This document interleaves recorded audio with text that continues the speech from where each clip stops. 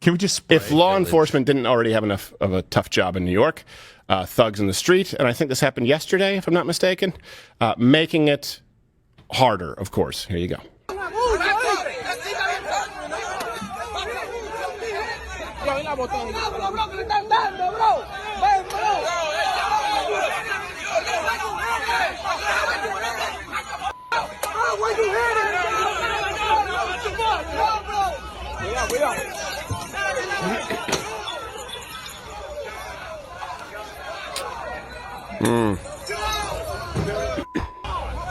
Wouldn't you just assume they were filming Death Wish 5 if you walked by this? Yeah.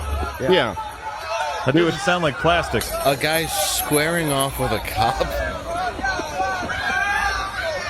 That's like a bear before hibernation where they just don't care anymore. Right. There is no respect for the general sort of checks and balances with a police officer. I mean, the mob doesn't hit cops. No. Well, not in that way. No. Even then, you put a whack out on a cop, it's a big deal. I saw Donnie Brasco. Just think about that. Yeah. It's not that you see these people squaring up and hitting police officers. What do you mean these people? I mean the people in that clip. What did you mean?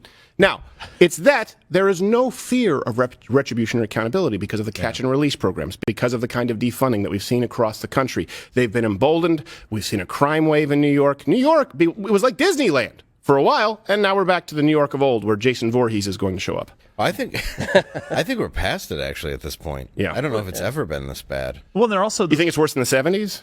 Honestly, kinda. I mean, because if you watch the beginning of Taxi Driver where he does his whole speech and juxtapose it with that and tell me which scenery's worse. Yeah. Well, that's... At least he had a sweet hawk. Yes, I don't that's do true. the first part. I don't have enough time. I abbreviate it. What were you saying, Jeremy? Well, it's also what happens when you make the police officers afraid to defend themselves. Yeah. Because they could either be sued or they could, God forbid, something really bad could happen. I mean, those guys, bottles are flying through the air.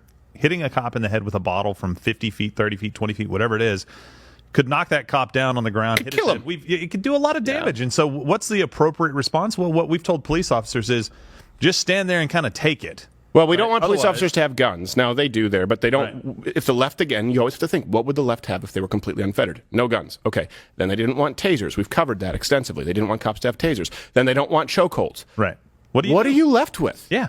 What do you respond to these people with? Oh, you didn't have to tase this guy. You didn't have to pull your gun on this guy. He was just throwing glass bottles at you. I don't know if it's a legal defense, but if I were a police officer, I would say, correct, I didn't have to. But I felt like it. But I did. This has been... Go ahead. What was this? Well, the guy squares off and the cop actually does the same thing right back at him. That's terrifying. It is. The cop shouldn't. I will say this kind of pose from a cop can escalate it. Yes. Yeah. You don't want to do that. First off, this exposes you and you're completely rigid and you're not really in a good self-defense stance. So I hope that they train police officers better. You can de-escalate it with your body language. Nothing would have worked at that point when they were throwing their bottles of Mickey's.